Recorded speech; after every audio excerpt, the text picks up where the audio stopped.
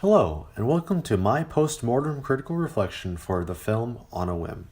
Here, I will be answering a series of questions related to various topics and qualities related to our film and its implications in the general media. How does your product use or challenge conventions, and how does it represent social groups or issues?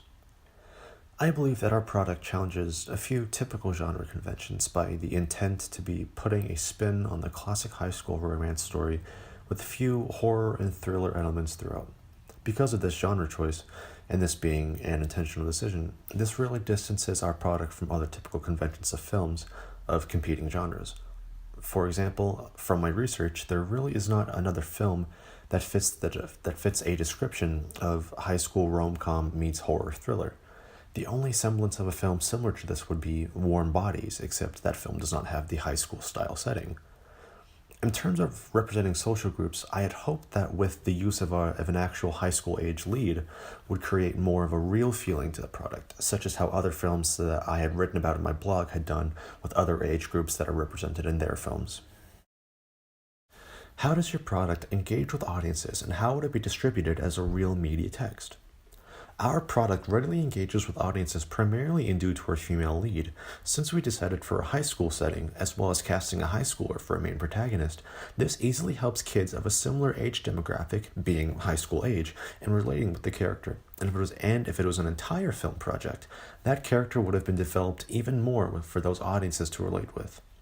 In terms of how this would have been distributed as a real media text, I would preferably want it to be a slightly smaller scale release, being a limited release to begin with, then branching out to a wider release if the film's reception was positive enough to gauge that.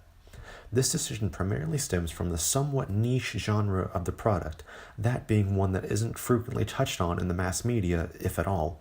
This way, we can garner audiences' reception to this style of product and judge if it would be worth a marketing push. How did your production skills develop throughout this project? My personal production skills have decently increased, and due to my contribution to this project.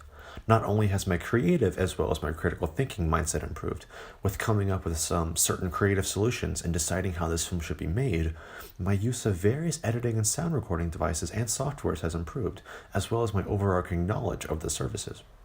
To go into the specifics of the reasons as to why my critical thinking mindset has improved would be partly due to the various problems that I had ran into during the production phases of this project.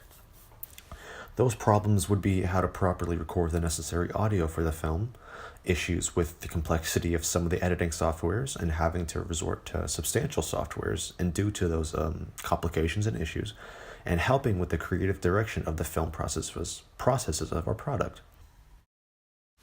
How did you integrate technologies, software, hardware, and online, into this project? For this project, I primarily integrated the uses of iMovie for the editing software for the introduction, and the use of an iPhone voice memo application for the additional sound recordings, which is what I'm currently using to record this reflection. I suppose you could also consider the blog that we've been having to upkeep throughout the duration of this project as an integrated technology source, using it as a medium and a platform of information and research for this project.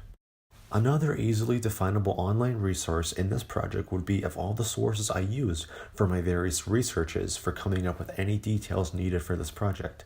Some of those sources would be either examples of title sequences from YouTube to analyze the style of a title sequence and everything it includes, IMDb for specific film references, and a few other smaller websites for any other research for film products, genres, examples, etc.